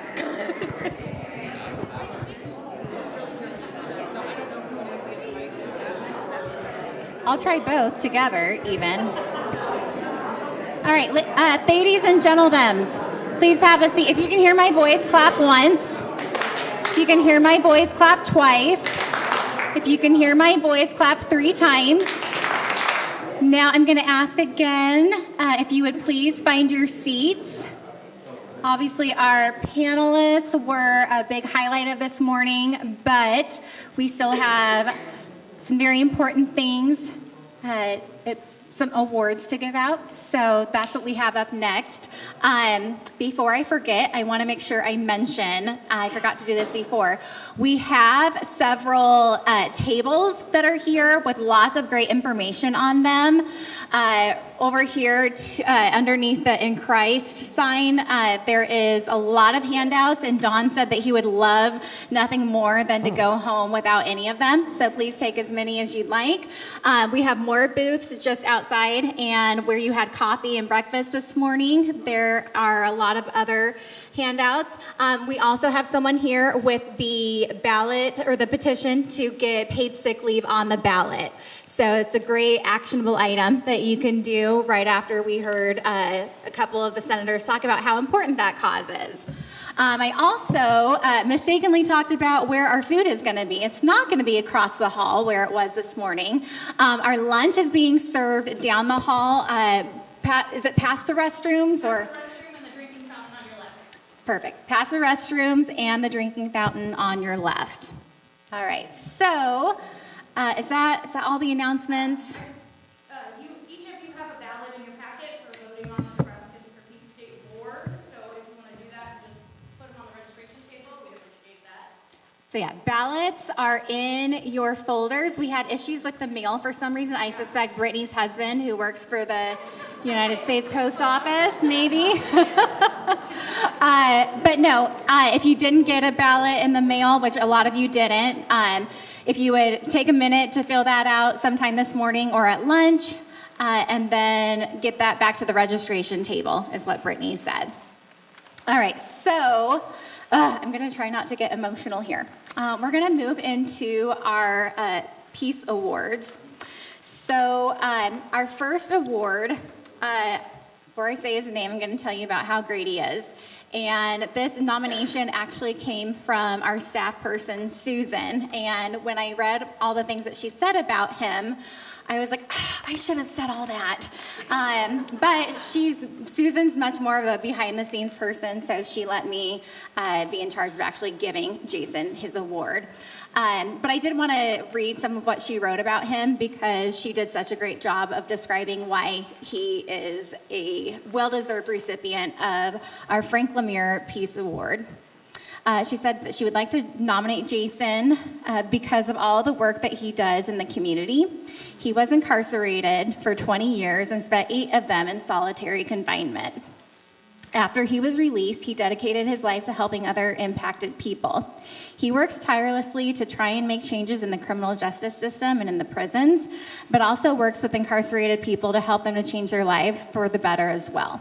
He currently sits on the board of the ACLU. He also works with the Reentry Alliance of Nebraska, and he works with Stand-In for Nebraska on the community organization leadership team. Through his work with senators, his lobbying efforts, and his testimony, he played a key role in the passing of the law called Unlock the Box to end the use of solitary confinement in prisons. He worked, can we give him a hand for that real quick? Ending the use of solitary confinement. That's a big deal. I lost my place. So, he worked with the group People Not Prisons. He does public speaking on behalf of human rights. He's a person that will work with people on both sides of the aisle, helping to educate them about the prison system, the needs of people that are reentering after being incarcerated, and he is always willing to share his story. And I first met Jason, I think it was only actually 2 years ago. He spoke at the event that Nebraskans for Peace organized with a lot of great other sponsors to protest building a new prison. So I know some of you were able to be there. And Jason was like all business with me when I first got in contact with him. He was like, okay, yep, I'll be there. Yep, I'll share. And then he got there, and I remember... This is my very type A personality. He was, we were helping to clear the ice off of the Capitol steps, and he wasn't doing it right.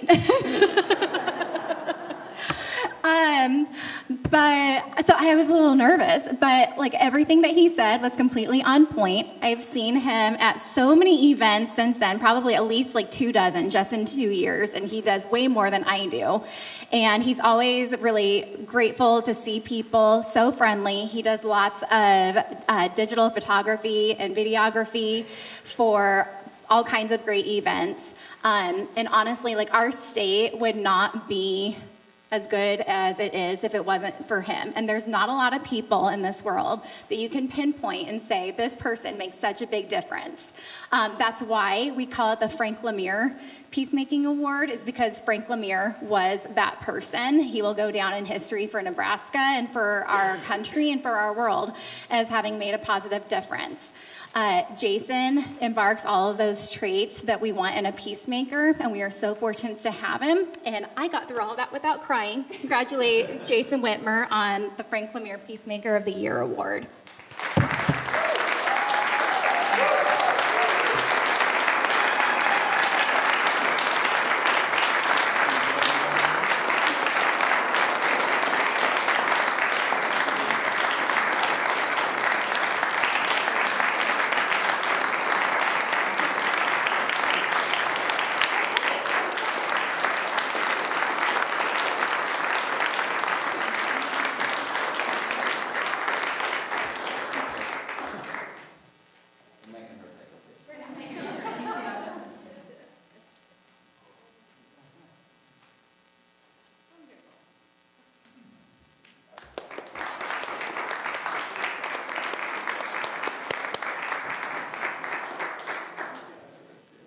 And we have 2 other great awards to go out today, and Kathy Neese is going to present their awards. I'll give you this and I'll unwrap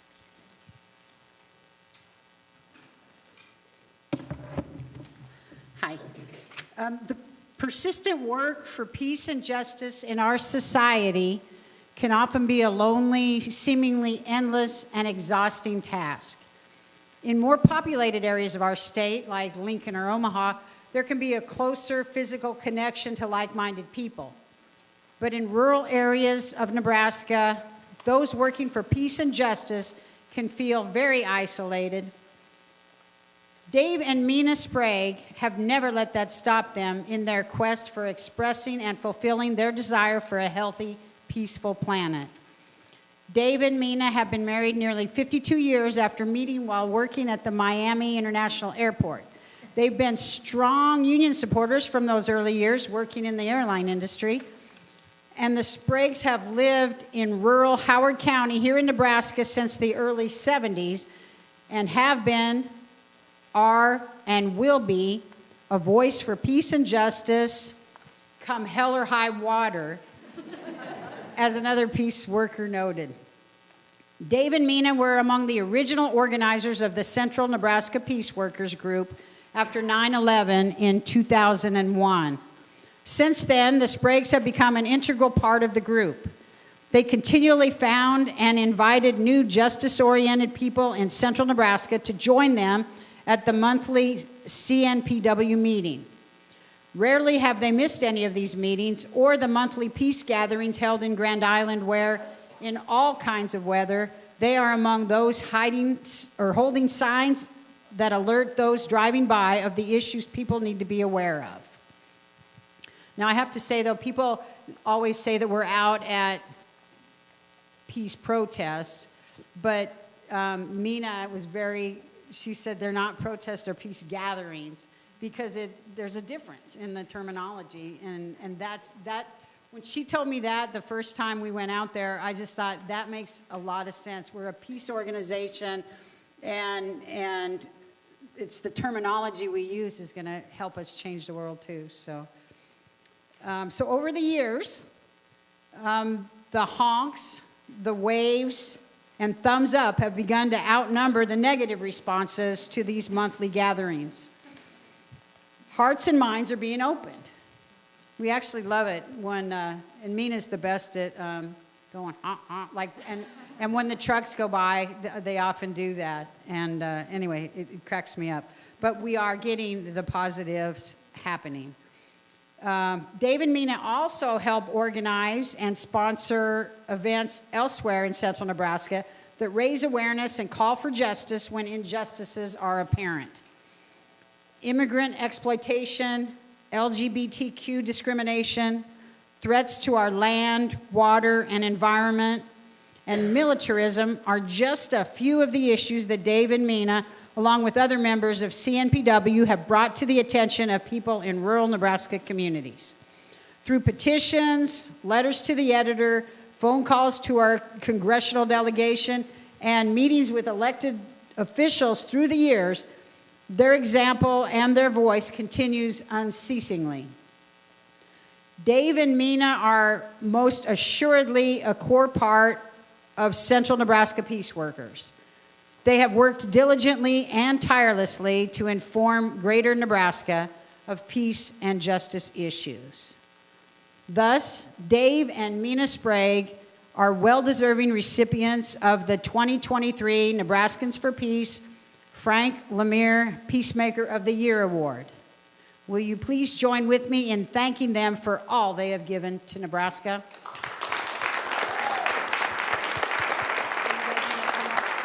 You want to come up here?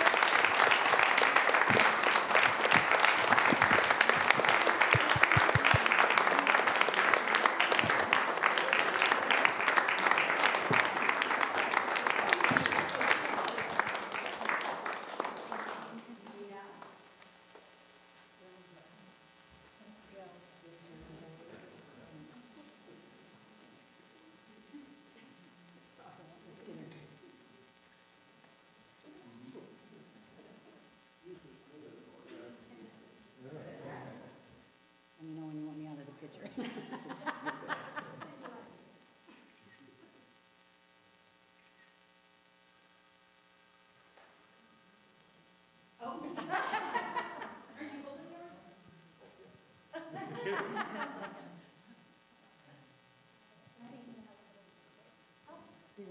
Yeah, just with who else do you want pictures with? Do you want, why don't you take a picture with them? Okay. In a picture with them? Oh, sure. Since you're president.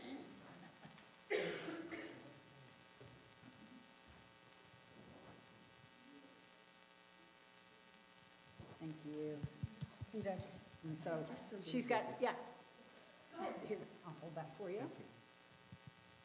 This will be short, I promise you.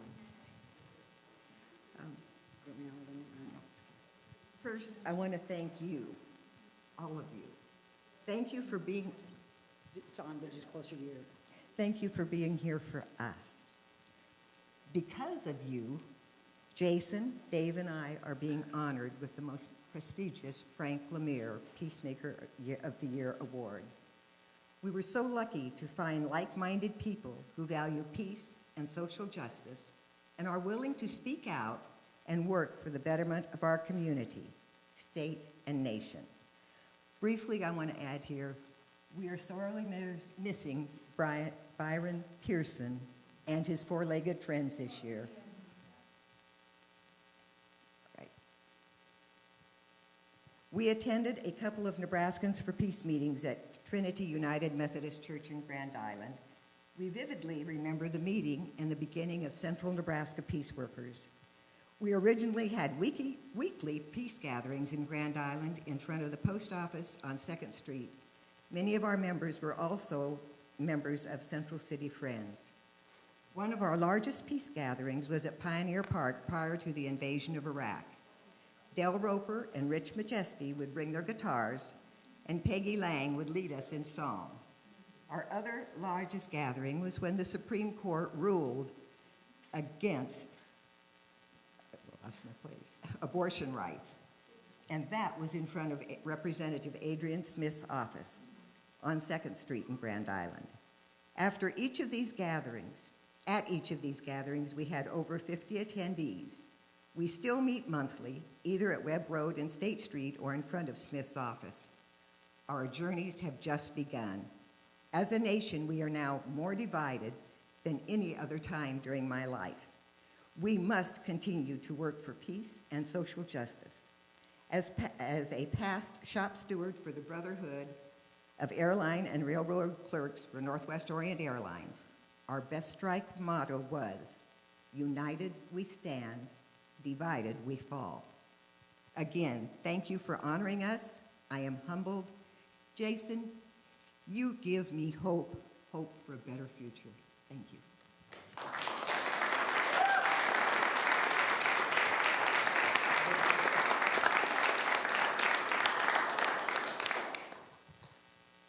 My name is Dave Sprague. I am a peace worker.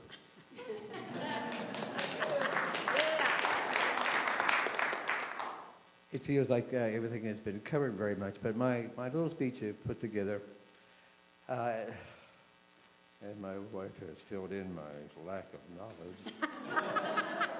There we go. As a peace worker, and my life partner has already stated, we are so grateful, all of you, for honoring us with the Frank Lemire Peacemaker of the Year Award. We are indeed humbled by this, as we feel there are many people that have stood beside us in our fight for peace and freedom for all. I remember specifically a meeting we had to come up with a name for our little group. Instead of NFP West, we should call something else. And so the people that were there, that to my memory, Frank will fill me in here, be Rich Majeski, Dale and Carolyn Roper, Sister Jeanette Salzman, Charles Richardson, Robert Bodenall, and Ron Meyer. We felt that our local peace group was necessary to combat the drumbeat of war that was so prevalent after the attack of 9/11. Thus was born the Central Nebraska Peace Workers, and I'm proud to be a small part in this movement. We have lost a couple of key members in our struggle.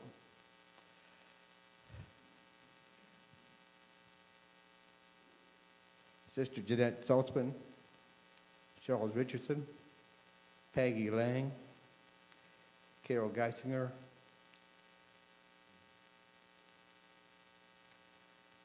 and Kathy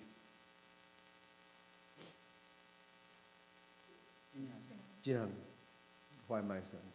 I'm looking at Tom here.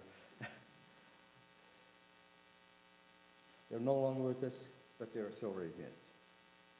I was raised in Central Ohio near Columbus, and Mina was raised 8 miles from where we now live, on the Gibson family farm, March 1st, 1902. Northwest Airlines brought us together at the Miami International Airport, and the strike of 1970 confirmed our belief in equality and justice for all. We are one of 3 couples who married after that strike, and I believe we're the only one remaining.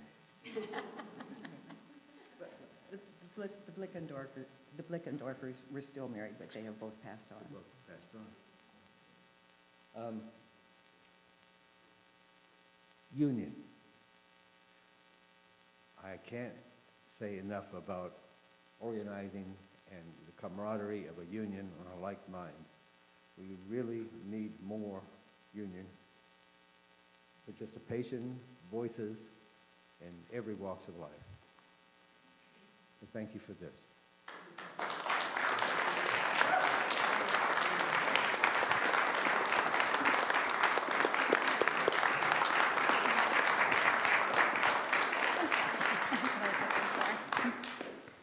All right, we have a really important piece of our program before we break for lunch, and that is asking for money and action. Thank you. Good morning, everybody. Let's see if we can get the slide to match. My name is Louisa Plum O'Hare, and I'm not sure how we thought that asking for money after we've made you sit for an hour and a half and right before you eat is the best idea. We'll probably change it for next year. So I have just a little quick bit. When I was talking to Brittany about how I give this speech and what to do, she said usually the person talks a little bit about themselves and then they kind of talk about ways to go. So if we want to go to the next slide, Nancy. A little bit about who I am. I am an educator. I am in my 20th year of teaching kindergarten in downtown Omaha. The picture that you see there is my very first year when I was a baby teacher 20 years ago. and 3 of my students who I'm still in contact today. The little gal on the side is starting law school next year and my current dog sitter. The little guy in the middle is in his 3rd year teaching elementary music in Minneapolis. And the last little guy is finishing med school this year. So all to say that I've been teaching a long time, and I very much love working with children. It's one of the reasons that I joined NFP, so that I could make a better future for these little ones. I've also been able to do some national work as the Teacher of the Year for Nebraska. So I get to travel around the country, and I get to sit on a bunch of different boards and really impact policy at a national level as well. I do have the picture of Nebraska there because, is there anybody here from Western Nebraska, like for real Western Nebraska? Because everybody when I went to Creighton 20 years ago, and I'd say I'm from Western Nebraska, they would say, oh, you're from Kearney? And I'd say, no, there's 7.5 hours west. So I grew up in Gearing, where the First Heart is, and now I live in downtown Omaha. So I really feel like being in Nebraska is such a unique state because we do have rural Nebraska, which has its own unique experiences, and then we have urban Nebraska, and I'm able to experience both of them. Something that I've grown up learning to be is an advocate. My parents were both migrant farm workers before they were adults and met me and settled in Western Nebraska, and so we grew up making sure that we were advocating for everyone around us. My father is about to celebrate his 57th year as a Boy Scout leader in our hometown.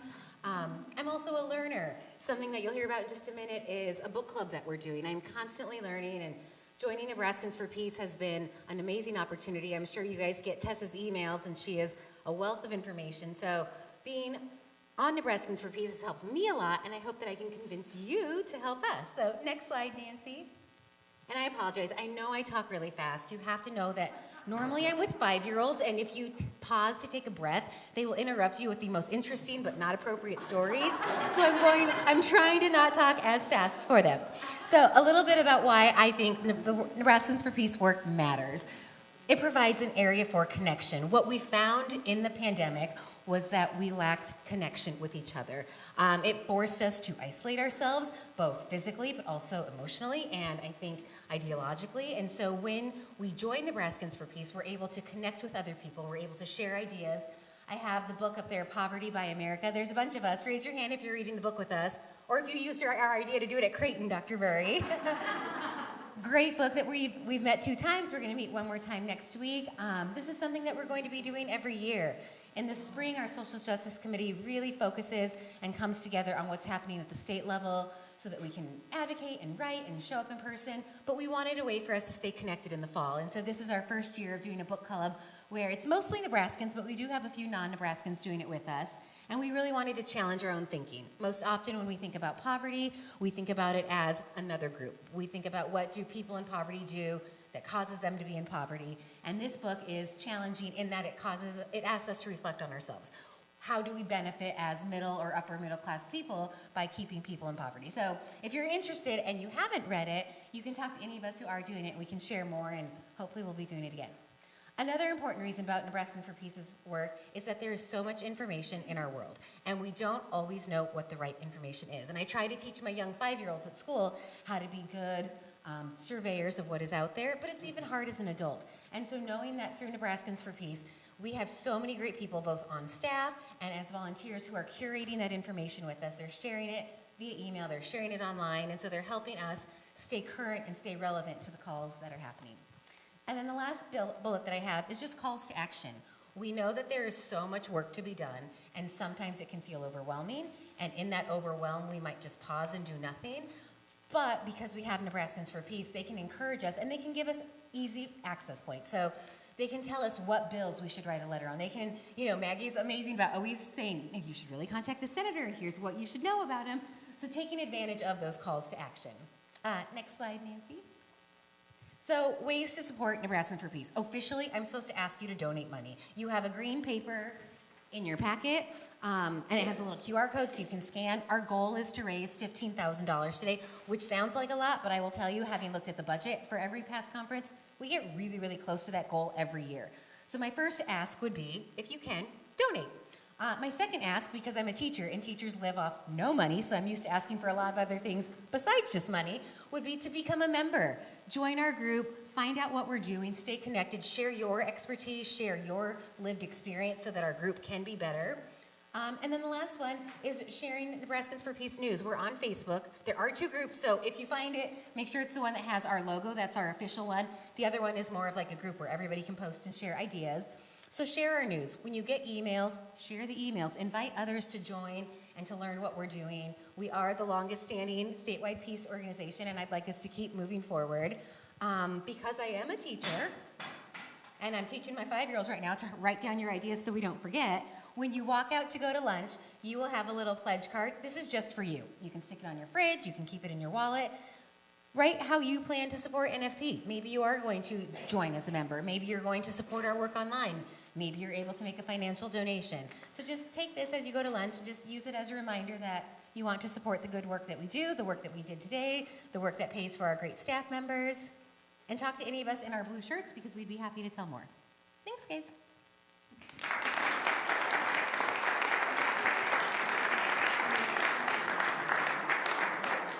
All right, now the moment we've all been waiting for. It's time for lunch. So again, I said where it's at. We really want to thank Pepe's Kitchen for the food. It's going to be delicious. We do ask that as you're leaving, if you just be mindful of people who might have a harder time walking or getting there to make sure that we're leaving space for them and being helpful as possible. Otherwise, I will give another announcement when we're getting close to 1 o'clock during lunch, but other than that, you're all free to go.